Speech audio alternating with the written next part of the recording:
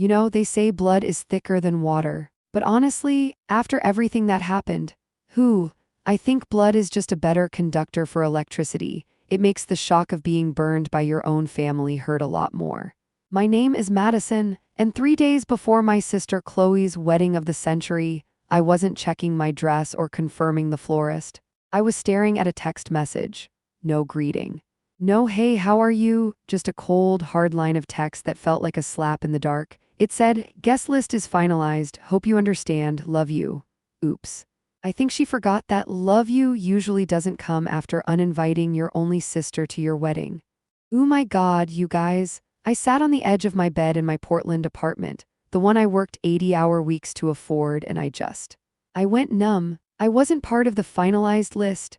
I'm the one who paid the $5,000 deposit on her venue because her credit card was maxed out from influencer shopping trips. I'm the one who stayed up until 3 a.m. helping her pick the font for the invitations I was now officially removed from. See, in our family, there was a hierarchy. My sister Chloe was the star. She was beautiful, loud, and lived her life through a ring light. Then there was my mom, the director.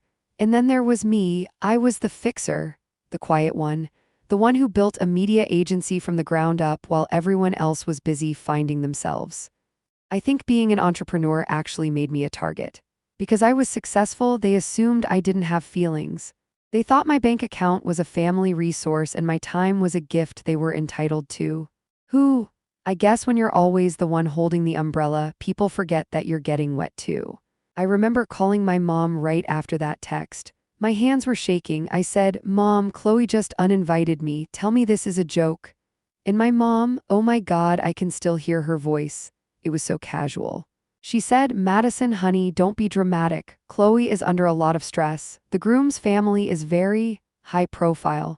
They needed more seats for their donors and business associates. Your family. You don't need a seat to know we love you. I asked her, so where am I supposed to sit, Mom? On the floor? In the kitchen with the caterers I paid for? There was this long silence. And then she said, well, we actually thought it might be better if you just stayed home. You know how you get. You're so focused on work and you might make the other guests feel uncomfortable with all that business talk. This is Chloe's day to shine. Don't be selfish. Selfish. That word hit me like a physical weight. I had spent my entire 20s being the unselfish one. When my dad got sick, who was there? Me. When Chloe needed a loan for her first car that she never paid back? Me. When the family needed someone to stay sane? Me. And now I was being told that my presence, my literal existence, was a cloud over her shining day. I looked at the stack of folders on my desk. My agency, Clay Media, had just hit its most profitable quarter. I was finally in a place where I could breathe. I was engaged to Liam, a man who actually listened when I spoke. And yet, in this house of cards my family built, I was still just the convenient daughter. I realized then that they didn't want me. They wanted my resources. They wanted the fixer to pay the bills, but they wanted the person to stay in the shadows. Okay, if I'm not invited to the wedding, I'm clearly not invited to the drama either, right? I didn't text Chloe back. I didn't scream. I didn't post a cryptic Instagram story. Instead, I did something I hadn't done in 10 years. I closed my laptop. I called Liam, and I said, pack a bag. We're not going to Austin. We're going to the airport. Oops, I forgot to mention. The wedding was on a Saturday.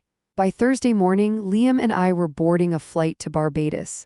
I had the points, I had the money, and for the first time in my life, I had the audacity. But as the plane took off, I looked at my phone.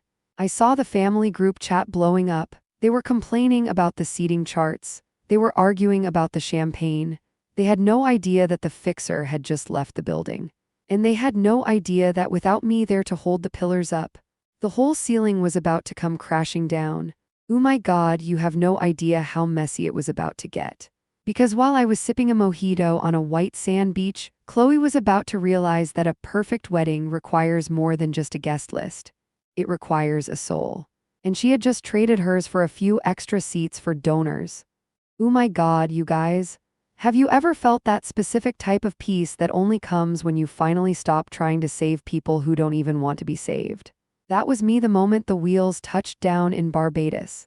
While my family back in the States was likely running around like headless chickens, I was checking into this boutique resort that, Cost exactly what I would have spent on Chloe's luxury bridesmaid's brunch.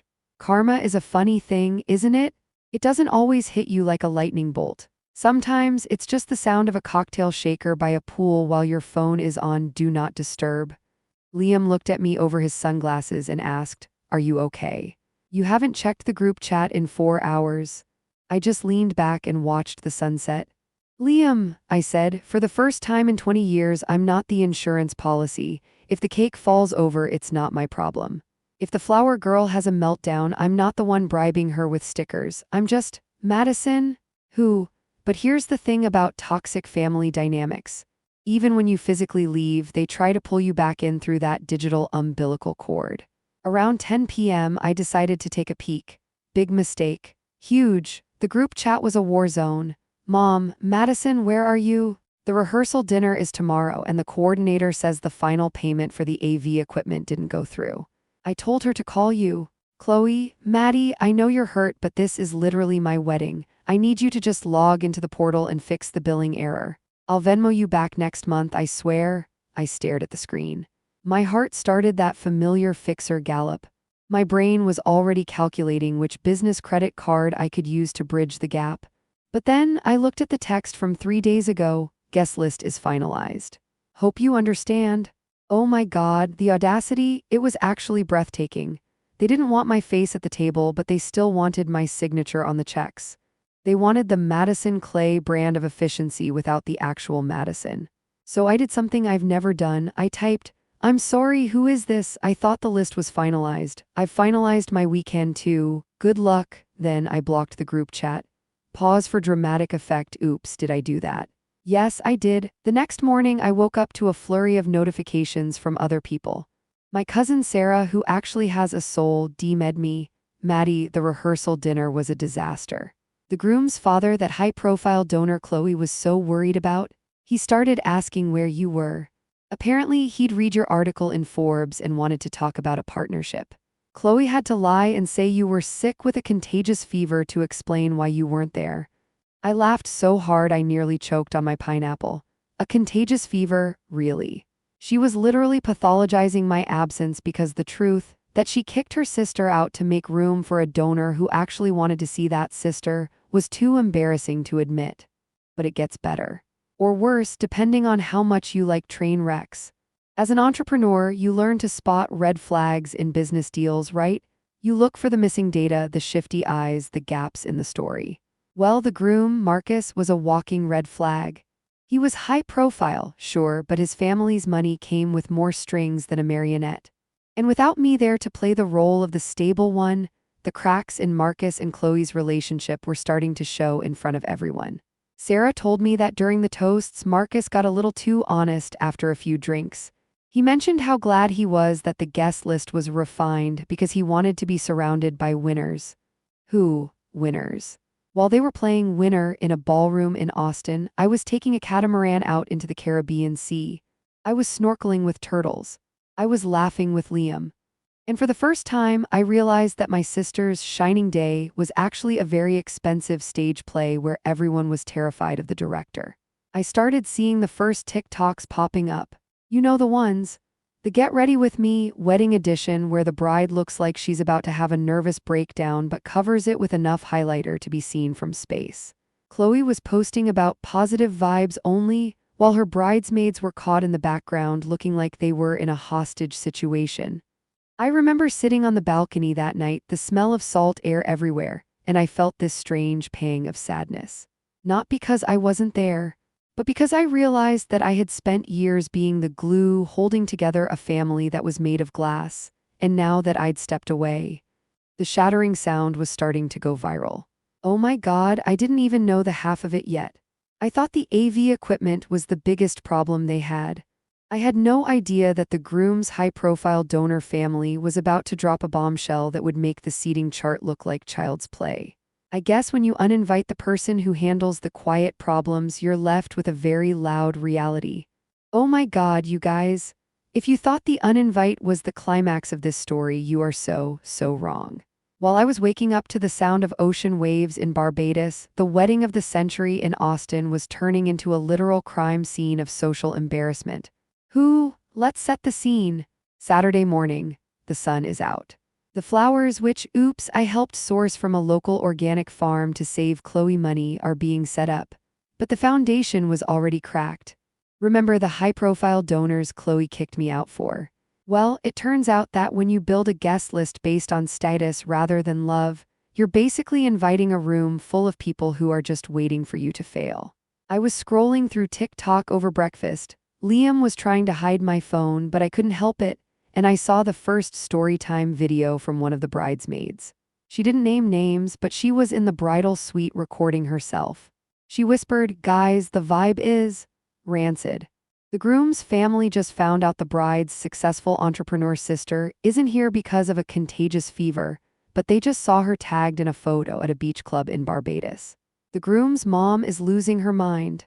Oh my God. I forgot that in the age of social media, you can't lie about a fever when your location tag says Azure Beach Club. See, as an entrepreneur, I know that reputation is everything. Chloe tried to protect hers by erasing me, but she forgot that I am my reputation. People were looking for me. They wanted to talk business. They wanted to talk shop. And when they realized Chloe had lied to them, the trust in the entire perfect wedding started to evaporate. Around 2 p.m., my phone started smoking. Not from my family, I still had them blocked, but from my business partners. Apparently, the groom's high-profile father had sent his assistant to find me. When he couldn't find me, he started asking questions. And when he found out the truth, he didn't just get annoyed. He felt insulted. He felt like he was being played by a family of social climbers. Oops. The ceremony was supposed to start at 4 o'clock. At 4:15, I saw a video posted by a random guest. The music was playing, that soft, expensive violin music, but the altar was empty. Long pause. Who? I'm not kidding. Marcus, the groom, was nowhere to be found. Apparently, while Chloe was getting her professional makeup done, Marcus was in the back room having a full-blown meltdown with his parents. They were telling him that this union wasn't what they signed up for. They saw the drama, they saw the lies, and they saw a bride who was more interested in the aesthetic of a family than the reality of one. I watched a live stream from a cousin's Instagram. You could see my mom in the background, her face the color of a beet, trying to talk to the officiant. She looked so small. For the first time, the director couldn't control the script. Then the oops moment turned into a oh my God moment. Chloe came out, not to walk down the aisle but to the stage. She was in her $10,000 dress, her veil was slightly crooked, and she was holding a microphone. She was crying, not those pretty bride tears, but the messy, my world is ending kind. She screamed into the mic, "Is this what you wanted, Madison? Are you happy now?" The room went silent. The donors looked at their watches. The influencers started recording. She blamed me. She blamed her sister, who was 2,000 miles away, for sabotaging her wedding by what? By not being there to fix the billing errors, by not being there to lie for her, by not being there to be the boring one that makes her look exciting. As a business owner, I realized something in that moment. Chloe didn't just lose her wedding, she lost her brand. She had built a life on positive vibes only, but when the pressure got high, she showed the world that she was a bully who couldn't take responsibility for her own choices. Liam took the phone out of my hand then. He said, "Maddie, look at the ocean, stop looking at the fire." He was right, but who? It's hard to look away when the fire is burning down the house you spent years trying to renovate. I went for a swim. I let the salt water wash away the guilt I felt for not being there. Because the truth is, if I had been there, I would have spent the whole night running around, fixing the AV, smoothing over the lies, and making sure Marcus stayed in his seat. I would have saved the wedding. And by saving the wedding, I would have kept my sister in a lie. By staying away, I didn't sabotage her. I just stopped being the glue. And turns out, without the glue, the whole thing was just a pile of expensive trash. Oh my God, the comments section on TikTok was already calling it the Fire Fest of weddings. And I was just getting started with my vacation. But wait, because what happened next is something I never could have predicted. It wasn't just about a canceled wedding. It was about a total family bankruptcy, emotional and financial. Oh my God, you guys. Have you ever seen a house of cards fall in slow motion? Because that's exactly what happened next. While the wedding of the century was trending on TikTok for all the wrong reasons, I'm talking number runaway groom and number wedding fail, I was sitting in a beachside cafe in Barbados with my laptop open. Not because I wanted to work, but because my business manager called me with a red alert. Remember how I mentioned I was the fixer? Well, being the fixer meant that a lot of family expenses were tangled up in my business accounts. It was supposed to be temporary loans for my mom's medical bills, Chloe's branding expenses, but as I looked at the ledger, I realized the Uninvited wasn't just a social snub. It was a strategic move. They thought if I wasn't at the wedding, I wouldn't notice how much they were actually spending. Oops. As an entrepreneur, the one thing you never do is mess with a woman's books. I saw a charge for $12,000 for floral design that had been routed through my agency's marketing budget under office decor. My mom had authorized it, thinking I wouldn't check the subfolders during my busy season. Oh my God. My own mother had basically treated my hard-earned business like an ATM to fund a wedding for a sister who didn't even want me in the room. I felt this cold, sharp clarity. It wasn't anger anymore. It was business. I unblocked my mom for exactly 5 minutes. I didn't call. I sent a PDF. It was an invoice for every loan and unauthorized business expense from the last 2 years, totaling nearly $45,000. I wrote, "Since I'm not family enough to be at the wedding, I'm clearly not family enough to provide interest-free loans. I've initiated a chargeback for the unauthorized office decor. You have 30 days to settle the rest before my legal team takes over. Hope you understand. Love you." Long exhale. The love you at the end, that was the chef's kiss of petty, I know. But sometimes you have to speak to people in the only language they understand, currency. Within 10 minutes, my phone wasn't just buzzing, it was screaming. My mom called 16 times. Chloe sent a voice note that was just 3 minutes of her hyperventilating. Mom's voicemail, "Madison, how could you do this? We are in the middle of a crisis. Marcus's family has pulled their support, the venue is demanding the final balance, and you're talking about invoices? We are family." Family. There's that word again. It's the ultimate weapon of the toxic relative, isn't it? They use family as a shield when they're doing you wrong and a sword when you start setting boundaries. I didn't listen to the rest. I deleted it. I realized that for years I had been buying their love. I thought if I was successful enough, helpful enough, and rich enough, they would finally see me as an equal. But the Uninvited proved that to them I was just a service provider.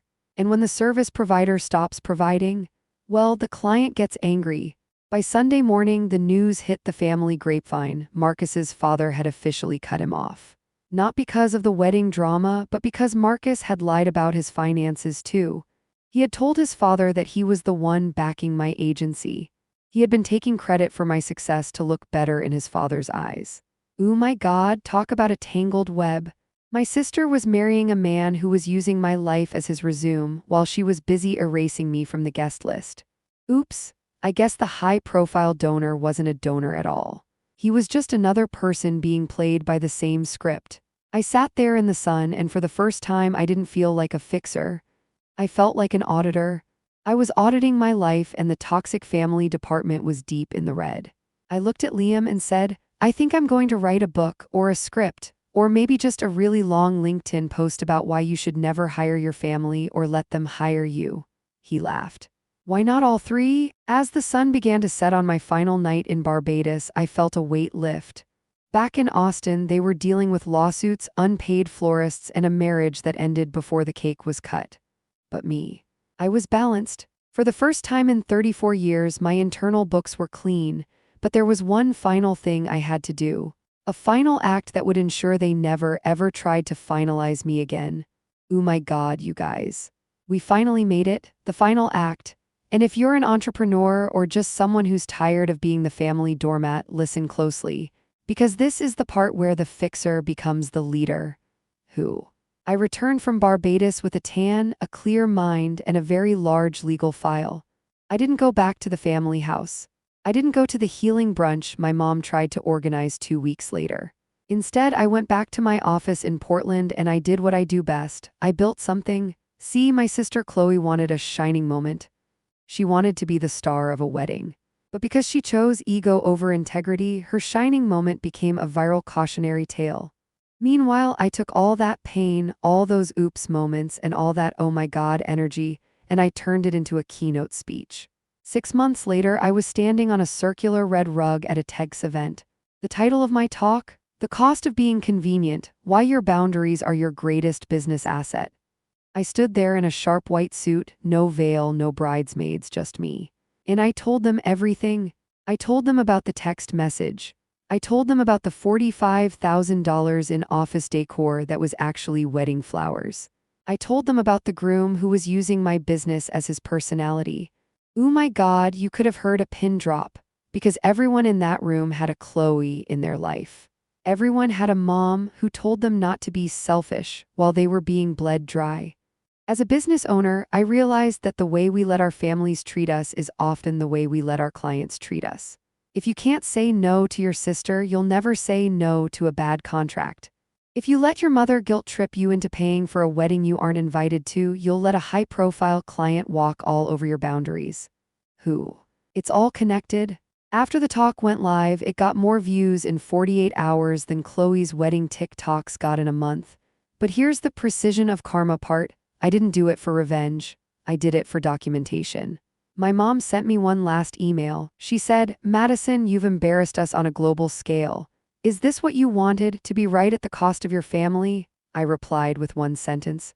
I didn't choose to be right, I chose to be real. Hope you understand, love you. Long, peaceful sigh, oops. I think she finally got the message. So for all of you watching this, especially the young entrepreneurs and the fixers, here are your highly actionable takeaways from my wedding from hell. Audit your circle yearly, not just your business partners, but your blood.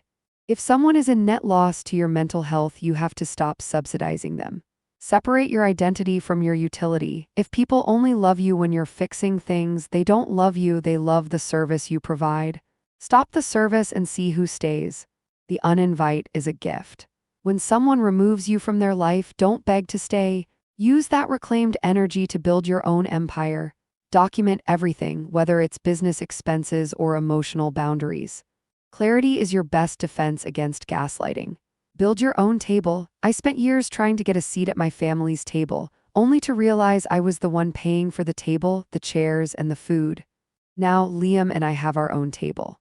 It's smaller, it's quieter, but oh my God, the peace is delicious. Chloe is still trying to rebrand herself. Marcus is gone. My mom is still the director of a theater with no actors left. And me, I'm just Madison, the fixer who finally fixed her own life. Thank you guys for sticking with me through this 30-minute roller coaster. If this story resonated with you, if you've ever been the invisible bank account or the finalized guest, type "I am the fixer no more" in the comments. Let's start a movement of people who know their worth. And remember, sometimes the best way to shine is to let the wrong people stay in the dark. Oops, did I say that? Yeah, I did.